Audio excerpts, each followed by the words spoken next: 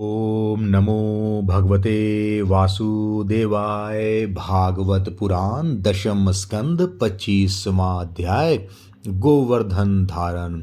श्री सुखदेव जी कहते हैं, परीक्षित, जब इंद्र को पता लगा कि मेरी पूजा बंद कर दी गई है, तब वे नंद बाबा आदि गोपों पर बहुत ही क्रोधित हुए। परंतु उनके क्रोध करने से होता क्या, उन गोपों के रक्षक तो स्वयं भगवान श्री कृष्ण थे। इंद्र को अपने पद का बड़ा घमंड था। वे समझते थे कि मैं ही त्रिलोकी का ईश्वर हूँ। उन्होंने क्रोध से तिल मिलाकर प्रलय करने वाले मेघों के शामवर्तक नामक गण को ब्रज पर चढ़ाई करने की आज्ञा दी और कहा, ओह, इन जंगली ग्वालों को इतना घमंड! सचमुच यह धन का ही नशा है। भला देखो तो सही, एक साधारण मनुष्य कृष्ण के बल पर उन्होंने मुझ देवराज का अपमान कर डाला। जैसे पृथ्वी पर बहुत से मंद बुद्धि पुरुष भव सागर से पार जाने के सच्चे साधन ब्रह्म विद्या को तो छोड़ देते हैं और नाम मात्र की टूटी हुई नाव से कर्ममय यज्ञों से इस घोर संसार सागर को पार करना चाहते हैं। कृष्ण बकवादी, नादान, अभिमानी और मूर्ख होने पर भी अपने को बहुत बड़ा ज्ञानी समझता है। वह स्वयं मृत्यु का ग्रास है, फिर भी उसी का सहारा लेकर इन अहीरों ने मेरी अवहेलना की है। एक तो ये यूं ही धन के नशे में चूर हो रहे थे, दूसरे कृष्ण ने इनको और बढ़ावा दे दिया। अब तुम लोग जाकर इनके इस धन के घमंड और हेकड़ी को धूल में मिला दो तथा उनके पशुओं का संहार कर डालो। मैं भी तुम्हारे पीछे पीछे इरावत हाथी पर चढ़कर नंद के व्रज का नाश करने के लिए महापराक्रमी मृदगणों के साथ आता हूँ।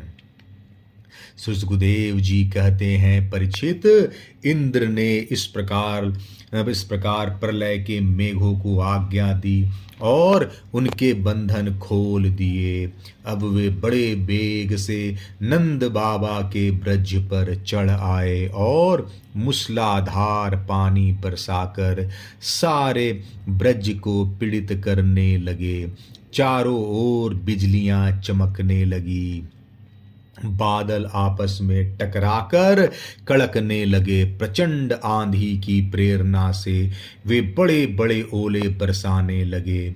इस प्रकार जब दल के दल बादल बार बार आकर खंभे के समान मोटी मोटी धाराएं गिराने लगे, तब ब्रज भूमि का कोना कोना पानी से भर गया और कहीं नीचा है कहीं ऊंचा इसका पता चलना कठिन हो गया। इस प्रकार मूसलाधार वर्षा तथा झंझावात के झपाटे से जब एक एक पशु ठिठुरने और कांपने लगे, ग्वाल और ग्वालिनें भी ठंड के मारे अत्यंत व्याकुल हो गई, तब वे सब के सब भगवान श्री कृष्ण की शरण में आए। मूसलाधार वर्षा से सताए जाने के कारण सब ने अपने अपने सिर और बच्चों को निहुक कर अपने शरीर के नीचे छिपा लिया था और वे कांपते कांपते भगवान की चरण शरण में पहुँचे और बोले, प्यारे श्री कृष्ण, तुम बड़े भाग्यवान हो। अब तो कृष्ण केवल तुम्हारे ही भाग्य से हमारी रक्षा होगी। प्रभु, इस सारे गोकुल के एकमात्र स्वामी, एकमात्र रक्षक तुम ही हो। भक्तवत्सल, इंद्र की क्रोध से अब तुम ही हमारी रक्षा कर सकते हो। भगवान ने देखा कि वर्षा और ओलों की मार से पीड़ित होकर सब बेहोश हो रहे हैं। वे समझ गए कि यह सारी करतूत इंद्र की है, उन्होंने ही क्रोधवश ऐसा किया है। वे मन ही मन कहने लगे, हमने इंद्र का यज्ञ भंग कर दिया है। इसी से वे ब्रज का नाश करने के लिए बिना ऋतु के ही यह प्रचंड वायु और ओलों के साथ घन घोर वर्षा कर रहे हैं। हाँ, मैं अपनी योग माया से इसका भली भांति जवाब दूंगा। ये मूर्खतावश अपने को लोकपाल मानते हैं। इनके ऐश्वर्य और धन का घमंड तथा ज्ञान मैं चूर चूर कर दूंगा। देवता लोग तो शत प्रधान होते हैं, इनमें अपने ईश्वर और पद का अभिमान न होना चाहिए। यह उचित ही है कि इन शत्रुगुण से च्युत दुष्ट देवताओं का मैं मान भंग कर दूं। इससे अंत में उन्हें शांति ही मिलेगी। यह सारा ब्रज मेरे आश्रित है, मेरे द्वारा स्वीकृत है और एकमात्र मैं ही इसका रक्षक हूँ। अतः मैं अपनी योग माया से इसकी रक्षा करूँगा। संतों की रक्षा करना तो मेरा व्रत ही है। अब उसके पालन का अवसर आ पहुंचा है। भगवान कहते हैं, जो केवल एक बार मेरी शरण में आ जाता है और मैं तुम्हारा हूँ इस प्रकार याचना करता है, उसे मैं संपूर्ण प्राणियों से अभय कर देता हूँ। यह मेरा व्रत है, यह मेरा व्रत है।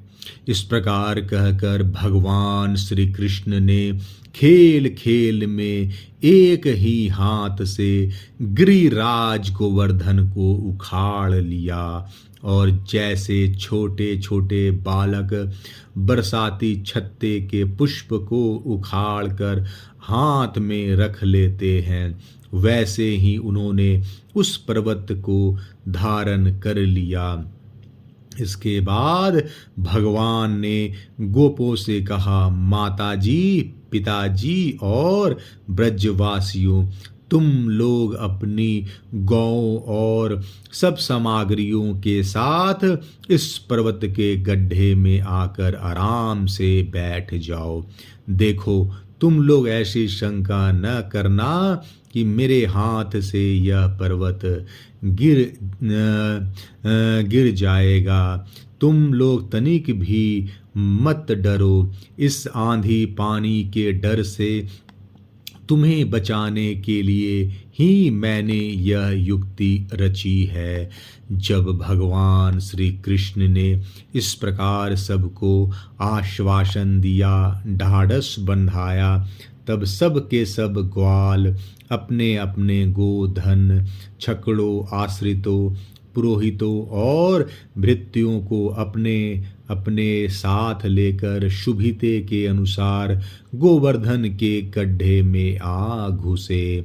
भगवान श्री कृष्ण ने सब ब्रजवासियों के देखते देखते भूख प्यास की पीड़ा, आराम विश्राम की आवश्यकता आदि सब कुछ भुलाकर 7 दिन तक लगातार उस पर्वत को उठाए रखा।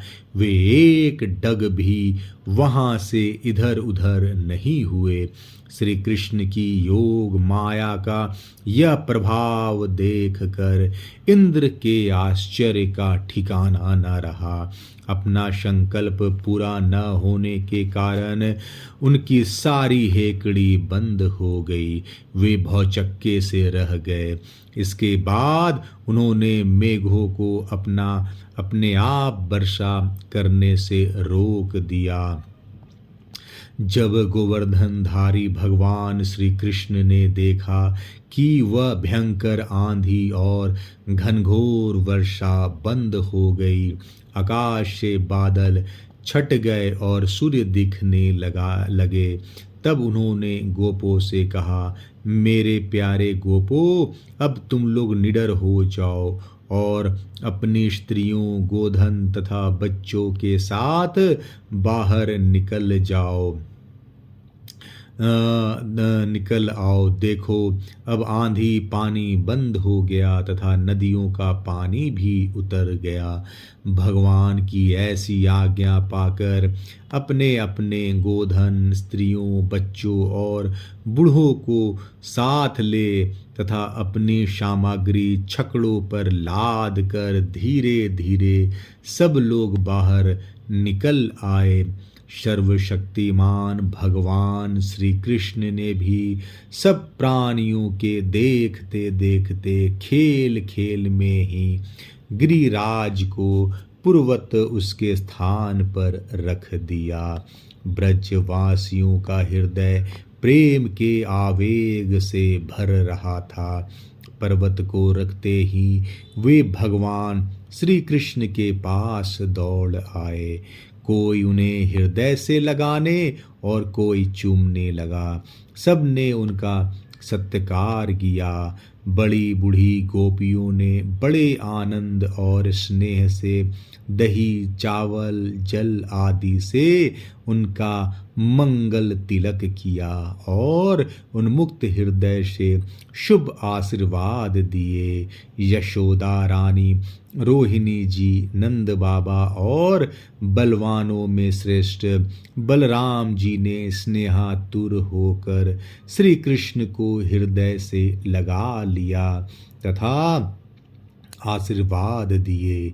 परीक्षित, उस समय आकाश में स्थित देवता, साध्य, सिद्ध, गंधर्व और चारण आदि प्रसन्न होकर भगवान की स्तुति करते हुए उन पर फूलों की वर्षा करने लगे। राजन, स्वर्ग में देवता लोग शंख और नौबत बजाने लगे। तुम्ब्रु आदि गंधर्व राज भगवान की मधुर लीला का गान करने लगे। इसके बाद भगवान श्री कृष्ण ने व्रज की यात्रा की। उनके बगल में बलराम जी चल रहे थे और उनके प्रेमी ग्वाल बाल उनकी सेवा कर रहे थे। उनके साथ ही प्रेममयी गोपियां भी अपने हृदय को आकर्षित करने वाले, उसमें प्रेम जगाने वाले भगवान की गोवर्धन धारण आदि लीलाओं का गान करती हुई बड़े आनंद से ब्रज में लौट आई। 25वां अध्याय समाप्त।